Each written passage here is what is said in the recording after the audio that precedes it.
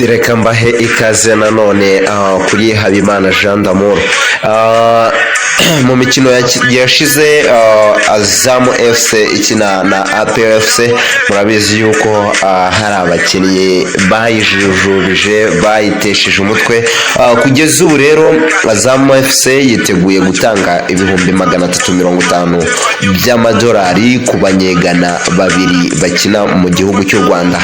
Azam FC yo muri Tanzania yemeye gutanga ibihumbi 350 ngo ibone umukinnyi wo hagati wa APR FC uwo bakunze kwita Seydou Daouda Yusuf ndetse na myugariro wa Police FC Issa Yakubu. Aba bakinnyi bombi rero bakaba bakomoka muri Ghana, bari bifujwe n'iyi ekipe yo muri Tanzania mbere yuko uyu mwaka wa shampiyona utangira, ariko birangira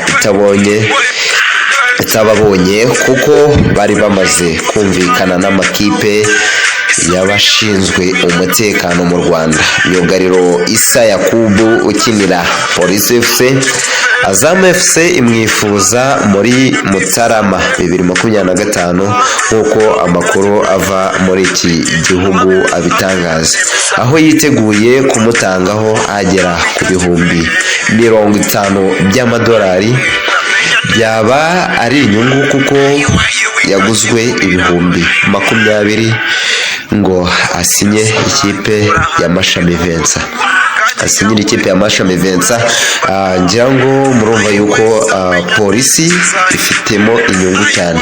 Undi mukinnyi wifuzwa na Azam FC bamwita Seydou Daouda Yusuf. APR iramuzi cyane, iramwumva, bazanamwumva wa APR FC. Iyi kipe yifuza kumutangaho agera ku bihumbi 300 by'amadolari. Gusa siyo yonyine imushaka kuko Simba yo muri Tanzania nayo na El Hilal yo muri Sudani, byose izi kipe zombi zatejemo. Guys, ni ibintu bikomeye kuko APR FC ibifitemo inyungu. Ni umukinnyi uri ku isoko wifuzwa n'ama ekipe menshi kandi atandukanye y'ibigugu. Zifuza uyu mukinnyi wo hagati wahoze muri Sametex yo muri Ghana. Uyu Daouda rero uheruka gutsindira APR FC igitego mu mukino wa CAF Champions League batsinzwemo na Pyramid yo mu Misiri ibitego 3-1. Ubwo yazaga muri APR FC yari yatanzweho arenga ibihumbi 150. Urumva ko ibihumbi 150 by'amadolari ifitemo mu nyungu, harimo ayahawe ikipe ye maze yemera kuyisinyira amasezerano y'imyaka 3.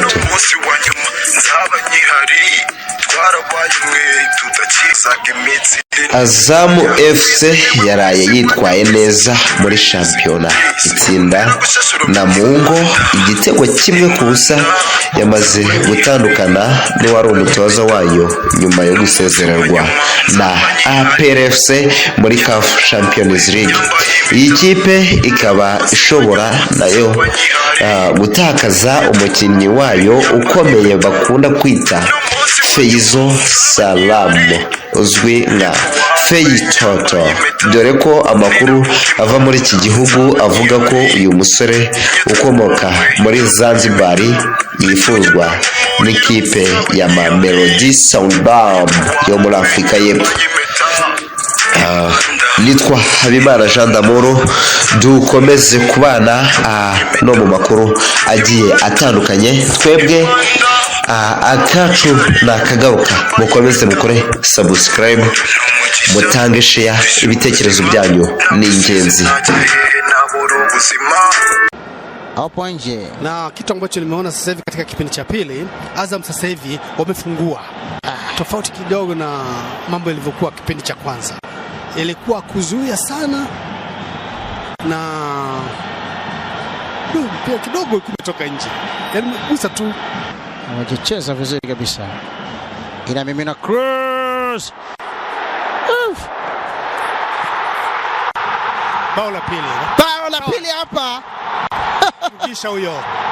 Mugisha Gilbert anapanga bao la pili.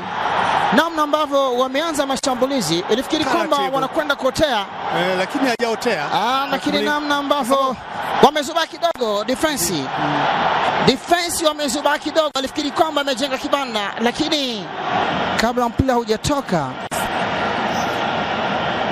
naona kwamba Bosco ndiye ametoa pasi ambayo imesababisha goalkeeper alikuwa ameshatoka. Muone jinsi mambo yalivyokuwa.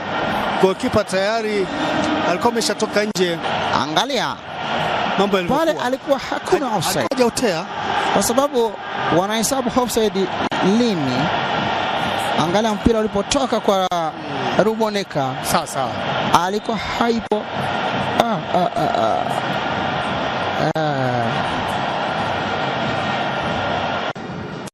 Msindo na mimina kule, lakini ovyo.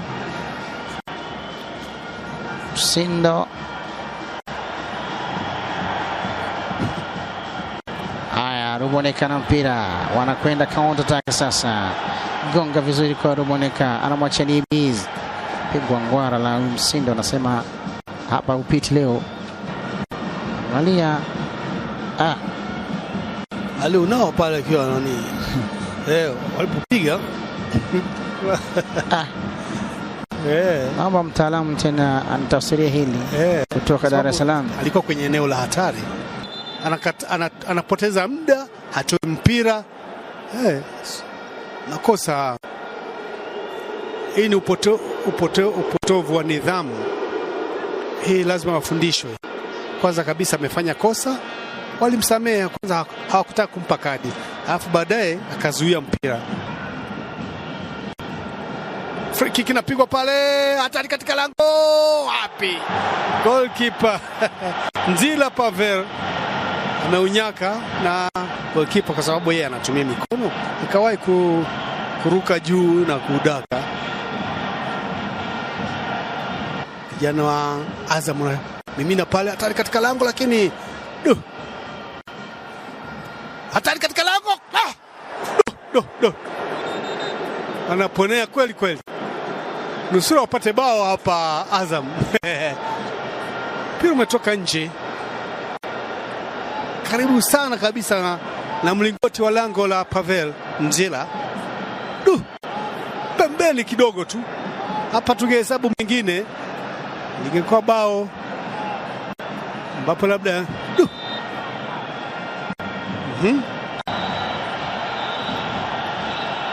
kwenye akiba.